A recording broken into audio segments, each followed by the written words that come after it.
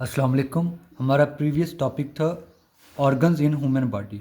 आज हम डिस्कस करेंगे एक स्पेसिफिक ऑर्गन स्टमक को। स्टमक एज एन ऑर्गन, ये आज का हमारा topic. Stomach is an important organs of digestive system. ये हमारे डाइजेस्टिव सिस्टम का, खुराक को हजम करने वाले सिस्टम का एक अहम ऑर्गन्स है। It is responsible for the partial digestion of protein. हमारी खुराक के अंदर जो प्रोटीन होती है, जो हम मीट या एग खाते हैं, उसके अंदर प्रोटीन मैक्रो मॉलिक्यूल होता है, उसकी हाफ डाइजेशन में ये रोल प्ले करता है। इट आल्सो स्टोर फूड्स, ये खुराक को स्टोर करता है। जैसे हमें हर वक्त एनर्जी की ज़रूरत रहती है और हम हर वक्त खा नहीं रहे होते, हम एक ही टाइम में खाते हैं और वो खाना स्टोर हो जाता है और फिर स्लोली ग्रेजुअली जो है वो डाइजेस्ट हो रहा होता है। It is compose of the following tissues, epithelial tissues. और हम ऑर्गन्स की डेफिनेशन जानते हैं, इसके अंदर डिफरेंट टाइप्स के टिश्यूज़ होते हैं। तो अब हम स्टमक के अंदर देखेंगे कौन कौन से टिश्यूज़ हैं। इसमें फर्स्ट वन पे है epithelial tissues. The inner wall is made up of epithelial tissues. Stomach की सबसे अंदरूनी वॉल जो है वो एपिथेलियल टिश्यूज़ की बनी होती है। It is glandular. ग्लैंडुलर ऐसे स्ट्रक्चर्स को हम कहते हैं जो डिफरेंट तरह के केमिकल्स को सेक्रेट करते हैं। तो एपिथेलियल टिश्यूज़ स्टमक की जो है वो ग्लैंडुलर इन नेचर होती हैं। ये म्यूकस को सेक्रेट करती है। म्यूकस क्या होता है, इसका फंक्शन क्या है यहाँ पर? Mucus lines the inner wall, ये स्टमक की इनर वॉल को कवर कर देता है and protect it from acid. Stomach के अंदर बड़ा स्ट्रॉन्ग एसिड हाइड्रोक्लोरिक एसिड होता है, ये उससे बचाता है। This tissues also secrete gastric juice. Epithelial tissues gastric juice भी सेक्रेट करते हैं। सेकंड नंबर पर म्यूकस और गैस्ट्रिक जूस। गैस्ट्रिक जूस के अंदर इंजाइम्स होते हैं पेप्सिनोजन, ये भी प्रोटीन के डाइजेशन के लिए, और पेप्सिनोजन प्रोटीन के डाइजेशन के लिए होते हैं। थर्ड नंबर पर हाइड्रोक्लोरिक एसिड फॉर, और इसका function for activating pepsinogen to pepsin enzymes. Stomach epithelial tissue से जब पेप्सिनोजन रिलीज होता है स्टमक के अंदर, ये इनएक्टिव होता है। इनएक्टिव, ये काम नहीं कर रहा होता और फिर इसको एक्टिव किया जाता है HCl की प्रेजेंस में। HCl इसके साथ मिलता है, इसको एक्टिव करता है और ये चेंज हो जाता है पेप्सिन के अंदर। पेप्सिन फिर एक्टिव एंजाइम होता है और ये प्रोटीन की डाइजेशन करता है। हम ग्राफिकली भी देख लेते हैं एपिथेलियल टिश्यूज़। एपिथेलियल टिश्यू ये वाला, इसके अंदर फोल्डिंग मौजूद है, इस तरह से तहें लगी हुई हैं इसकी, और ये इनर साइड पर यहाँ पर मौजूद होता है और इससे जो म्यूकस सेक्रेट होता है और यहाँ पर इसकी दीवार को कवर कर लेता है, जिससे क्या होता है एसिड स्टमक की वॉल के साथ रिएक्शन नहीं कर सकता। HCl इतना स्ट्रॉन्ग एसिड है, अगर ये म्यूकस नहीं होगा तो ये स्टमक की वॉल को डिज़ोल्व कर देगा, तो इस वजह से ये इसको कवर करता है। सेम इसी तरह पेप्सिनोजन जब ये एक्टिव फॉर्म में रिलीज़ होगा, एक्स्ट्रा रिलीज़ हो जाएगा, तो ये भी स्टमक की वॉल को डिज़ोल्व कर देगा, ख़त्म कर देगा। नेक्स्ट इसके टिश्यूज़ देखते हैं हम। सेकंड नंबर पर है connective tissues. It lies beneath epithelial tissues, ये एपिथेलियल टिश्यूज़ के नीचे मौजूद होता है, यहाँ पर ब्लू कलर में रिप्रेजेंट किया हुआ है। इट प्रोवाइड स्ट्रक्चरल सपोर्ट्स, ये इसको स्ट्रक्चरल सपोर्ट देता है, स्टमक को बनाने में हेल्प आउट करता है। इसके अंदर होती हैं ब्लड वेसल्स, नर्व्स और लिम्फेटिक्स इसके अंदर मौजूद होते हैं। लिम्फेटिक सिस्टम का नेटवर्क भी सर्कुलेटरी सिस्टम की तरह का होता है पूरी बॉडी के अंदर। यह बॉडी से सेल से बाहर जो फ्लूइड आ जाता है उनको ऑब्जॉर्ब करता है और इम्यूनिटी को कंट्रोल करता है, तो ये यहाँ पर मौजूद होता है। थर्ड नंबर पर है muscle tissues. There are 3 layers of smooth muscles.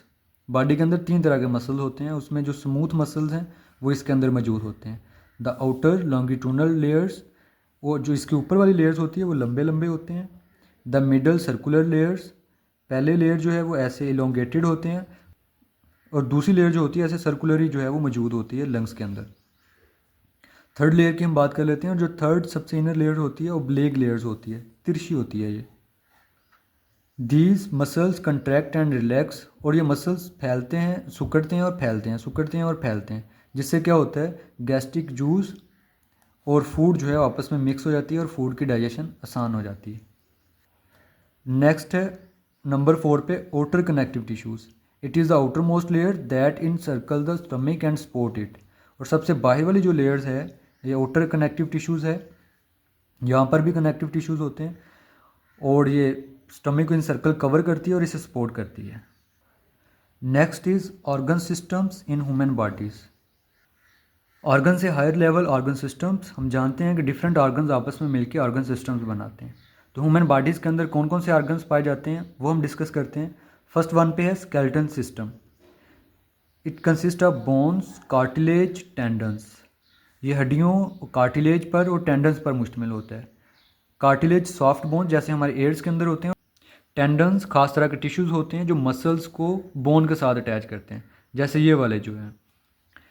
It provides structural support, यहाँ से इसके फंक्शन, ये बॉडी के स्ट्रक्चर्स को बनाने के लिए, सहारा देने के लिए और प्रोटेक्शन तहफ़्फ़ुज़ देने के लिए, जैसे स्कल जो है ब्रेन की हिफाजत कर रहा है। It serve as a framework for muscles to attach, ये एक पूरा जाल प्रोवाइड करता है मसल्स के अटैचमेंट के लिए। अलाउ मूवमेंट्स, और मूवमेंट जो है मसल स्केलेटन सिस्टम की वजह से होती है। इट आल्सो स्टोर्स मिनरल्स, ये मिनरल को स्टोर करता है जैसे कि कैल्शियम, फास्फोरस वगैरह। इट प्रोड्यूस ब्लड सेल्स, और ब्लड सेल्स भी स्केलेटन सिस्टम के अंदर प्रोड्यूस होते हैं अडल्ट के अंदर। सेकंड नंबर पर है digestive systems. It consist of organs such as mouth, oesophagus, stomach, small intestine, large intestine. Digestive system के अंदर ये वाले ऑर्गन्स मौजूद होते हैं। दिस सिस्टम इज़, यहाँ से फंक्शन इसका, दिस सिस्टम इज़ रिस्पॉन्सिबल, जिम्मेदार होता है for the digestion of food and the absorption of digested food, खुराक को हज़म करना और हज़मशुदा खुराक को जज़ब करके ब्लड में शामिल करना। थर्ड नंबर पर है respiratory system. It include the lungs, ये लंग्स पर मुश्तमिल होता है। ट्रैकिया, जिसे विंड पाइप, सांस की नाली कहते हैं। ब्रोंकाई, ब्रोंकाई जो है ये छोटी छोटी ट्यूब्स होती हैं। This system is involve in the exchange of gases, ये सिस्टम जो है गैसेस के तबादले का ज़िम्मेदार होता है, जैसे कि ऑक्सीजन और carbon dioxide, between the body and environment, body और माहौल के दरमियान। Next muscular system. It includes skeletal muscles, इसके अंदर स्केलेटल मसल्स होते हैं विच अटैच टू बोन्स, जो बोन्स के साथ अटैच होते हैं। These muscles contract to move bones, ये मसल सुकड़ते हैं और हड्डियों को मूव करवाते हैं। इट अलाउ मूवमेंट्स, एंड यहाँ से इसका फंक्शन है, इट अलाउ मूवमेंट्स, ये मूवमेंट और लोकोमोशंस इन द बॉडी, ये हरकत करवाते हैं और बॉडी की एक जगह से दूसरी जगह जाने में मदद करते हैं। Next is nervous systems. It includes brain, spinal cord and nerves. Next इसका function, nervous systems coordinates and control body functions through nerves impulse. Nervous system क्या करता है, पूरी बॉडी को आपस में जोड़ता है और बॉडी के फंक्शंस को कंट्रोल करता है। कैसे करता है, नर्व इम्पल्स के थ्रू। इसके अंदर जो मैसेजिंग होती है वो नर्व इम्पल्स के थ्रू होती है, ये इलेक्ट्रोकेमिकल सिग्नल्स होते हैं। Next is blood circulatory system.